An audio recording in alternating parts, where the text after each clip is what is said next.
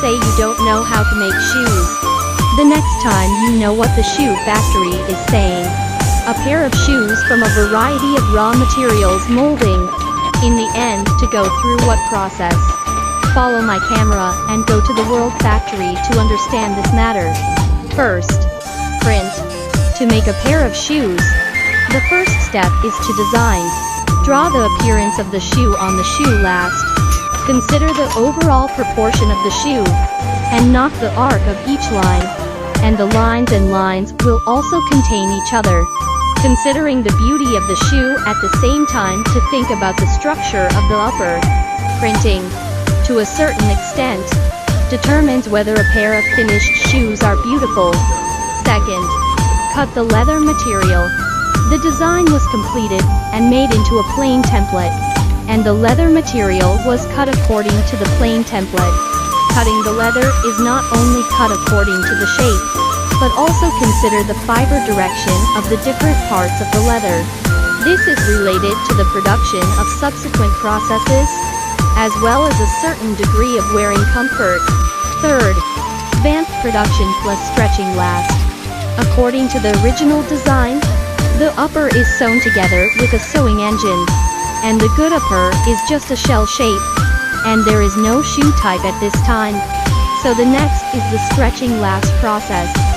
That is, the upper is stretched to the shoe in accordance with the original design of the upper with sewing, locomotive sewn together. The production of good upper is just a shell shape. At this time there is no shoe type. So the next is the stretching last process, which is to stretch the upper onto the last to make the upper shape. The difficulty of stretching the last is very high. Handmade shoes rely solely on the hand to pull the leather hard, and then fixed with nails. Bit by bit the upper stretched to the last. Each shoe to knock 100 nails. Fourth, help the bottom combination. Sew the strip and hold the belt, upper and midsole together with thread. Next, attach the outsole to it, and then fix the outsole and the strip together with thread. Leather shoes made of thread sewing. The key combination part is all sewn with thread, so it can be worn for a long time. The sewing process along the line, in the early days when there was no large shoemaking equipment, was made by hand by shoemakers. 5. Post-processing. Finally, the outsole and heel edges need to be polished and smooth, and then dyed and waxed. At the same time, the upper also needs to be hand waxed to make the shoes more shiny.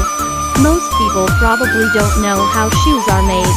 In the traditional, every pair of shoes rely on the semi-artificial, semi-automatic production mode, relying on the stitching process to produce shoes.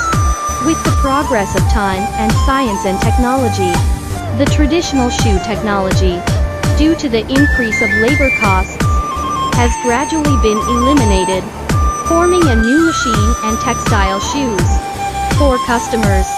And shoe factory cooperation shoes. Do not know these 6 difficult to talk. Some shoe manufacturers know you're new and won't want to talk to you, because there's so much white doesn't understand. Not knowing the cost composition of a pair of shoes and not having a clear enough idea of how to make pose can cause a lot of communication and education costs in the production process of shoe factories. Today, in order to solve the problem of shoe communication, our World Factory has specially summarized the following key shoe structures and processes to share with you. That is, whether a pair of shoes is an excellent product or an ordinary product, mainly from the following 6 points to analyze.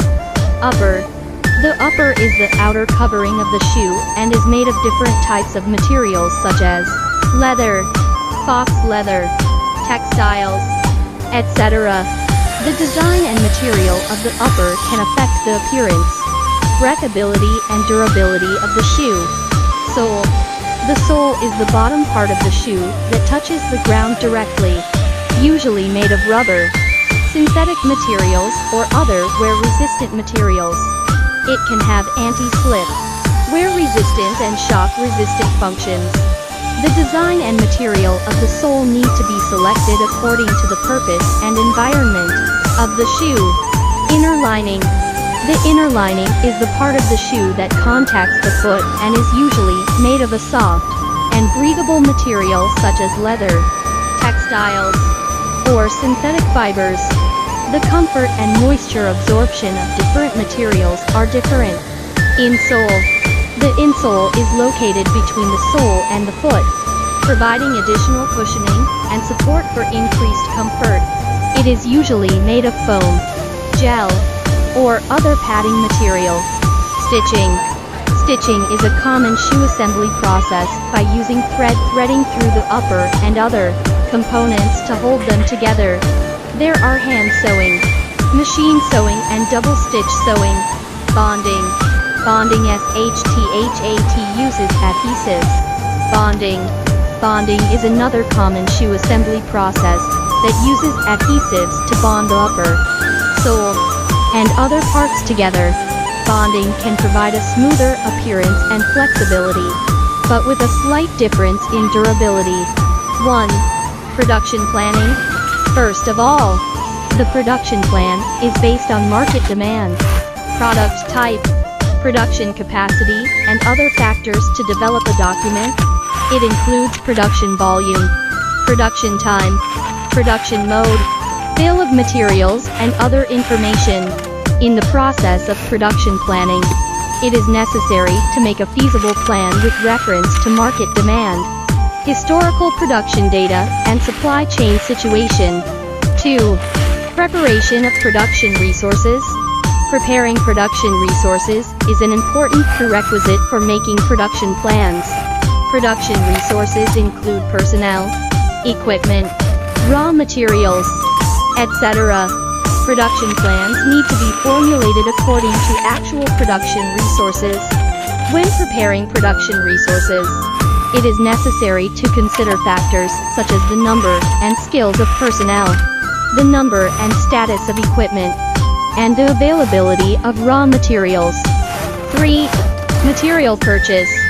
Raw materials and parts used in the production plan need to be purchased in advance. Material purchases need to be planned and coordinated according to production plans and suppliers. In the procurement process, it is necessary to pay attention to the quality, quantity, and price of materials. 4. Factory layout. According to the production plan, the layout of the plant needs to be planned.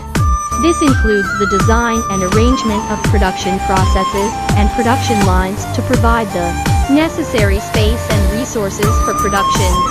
The layout needs to consider many factors such as production efficiency, production quality, and personnel safety. 5. Production scheduling. In the process of production plan implementation, it is necessary to carry out production scheduling. Production scheduling is the process of arranging production tasks and production resources according to production plans.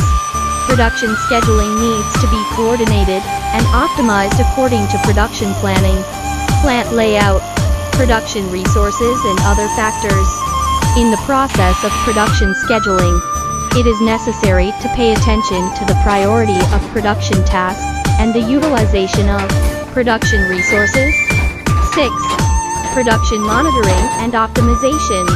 The implementation of production plan requires production monitoring and optimization. Production monitoring needs to monitor the production process in real time, find production problems in time, and take appropriate measures.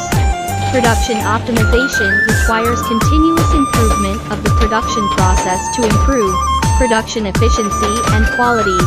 To sum up, production planning and scheduling is a process involving multiple links, which requires comprehensive consideration of market demand, production capacity, production resources, supply chain, and other factors to formulate a feasible production plan and carry out production resource preparation, material procurement, factory layout, production scheduling, and other work according to the plan.